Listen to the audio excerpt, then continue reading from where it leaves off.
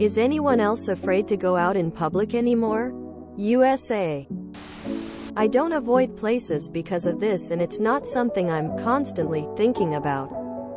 But like yesterday, I was out getting my hair done and was left to let the color process, so I had downtime for my brain to wander. I had the thought, what if someone just comes in and starts shooting everyone? My phone is on the other side of the salon. I knew it was unlikely. I didn't have anxiety about it, but the thought occurred. Sometimes when I see an ambulance or a fire truck pull up at my son's school, I have a moment of worry. I'm more worried about driving on the highway in Mississippi than anything else. Between the bad roads and lack of driver's ed, that's by far the most dangerous thing I do daily. Am I afraid to go out in public? Not really, only because I live in a state with decent gun control laws and live in a town area with significantly lower violent crime rate compared to the rest of the state. Am I feeling really depressed from constantly seeing these events in the news to the point where I wonder, why do I even bother staying informed? Absolutely. And it's not even like I look at the news regularly. I am no doctor, but I do think you need to go to a therapist before you develop agoraphobia. Just be prepared to kill everyone that you meet. Then you'll be safe. https www.newsweek.com/Fox News Guests Advice After Texas Mass Shooting Viral 1798868. It's important to remember that while shootings are on the rise in America, it is still statistically unlikely to happen to you. These are sensationalized moments that make the news money to talk about. Every day there are people just living their best lives in safety and peace. But why would the news talk about that? It can be helpful to stop watching the news. It doesn't keep you informed. It keeps you scared. For a more long-term solution, it can be helpful to consider moving. Texas doesn't seem to be in any hurry to make laws protecting people from guns. Trying to change that is a fight you cannot win. There are other states and even most countries that offer a home without guns being the focus. I've lived in America my whole life. After visiting Europe once, I felt safer than I ever imagined. Currently working on a way to figure out how to afford moving there permanently. The rest of the world is not like America. You are more likely to die in a car accident or drowning in a pool than in a mass shooting. No, never. I always feel safe. Been living in the US my whole life. Don't let the media think everything is dangerous or a war zone, or you're gonna get shot when you step outside. It's fine. No, not scared. But this will continue to happen until the root causes are addressed. The root cause is not guns, by the way. Guns have always been prevalent in the US. But the mass shooting issue has risen in the last 30 or so years. Also in that time, cost of living has far outpaced wages. We have gone from a place where a person with a high school diploma could support a family and own a house and a car with a good high-paying manufacturing job. Now there are jobs requiring master's degrees where the pay is just $15 an hour.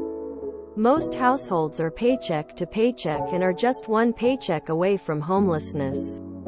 We have now 2 generations of Americans who have spent at least half their life with the US at war against terror, a faceless enemy that could be around any corner, thus raised to be in constant fear. Whatever changes to child rearing and schooling that has happened over the past 3,040 years, we have an ever-growing number of young Americans with the emotional maturity of toddlers. And, like toddlers, lash out with aggression when they don't know how to process emotions. The mass shooting epidemic isn't a simple fix. We want it to be, but it isn't. Unless we, as a society, address these issues to create some stability while maintaining liberty, it won't get better. I don't understand all these people feeling safe because you live in a safe state or a safe area. It's not like you have state walls or moats around different suburbs. Bad people with guns can and will cross those borders. It's this indifference, this "not in my backyard" mentality, that is causing all the inaction in terms of gun control, leading to all the violence. Lol, no. I'm going to get downvoted for this. But if you feel unsafe where you are, please make strides to move to a safer area. It's not good for your physical or mental health. I live in a smaller town and feel very safe and happy. Yes, people are crazy. Everybody is so entitled, bitter, and hateful. The men walking around suck. The women walking around suck.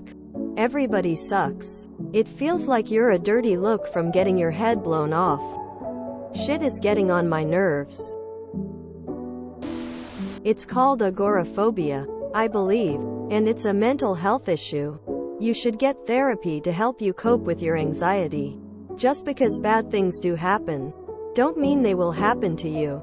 Driving is by far one of the most dangerous things we do. But we get in our cars every day without batting an eye. It is way more likely you will die in your car on the way to the mall than be shot at the mall. So if you can do one, you can do the other. The percent chance of you being a victim of gun violence is still obscenely low. No, I'm not scared to go outside. No, violence is not worse than it's been in the past. It's just not that scary outside. If you take suicides out of the statistics, cars are more deadly than guns, and it's not even close. If you're worried about going out in public, be more cautious on the drive there than being in the public space. This doesn't mean we shouldn't do something to reduce the incidence of public shootings. But from a risk analysis perspective, you're scared of the wrong thing.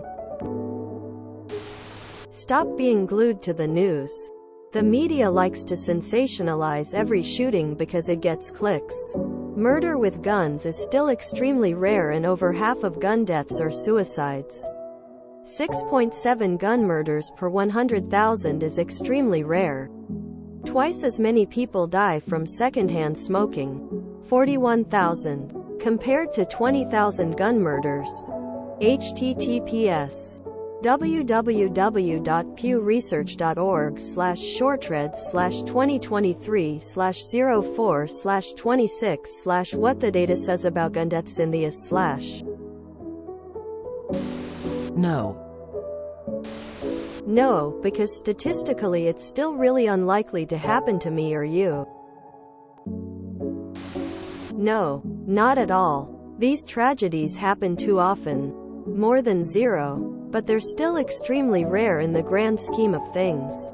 The overwhelming majority of gun deaths of innocent bystanders are nothing like what the news shows you all the time.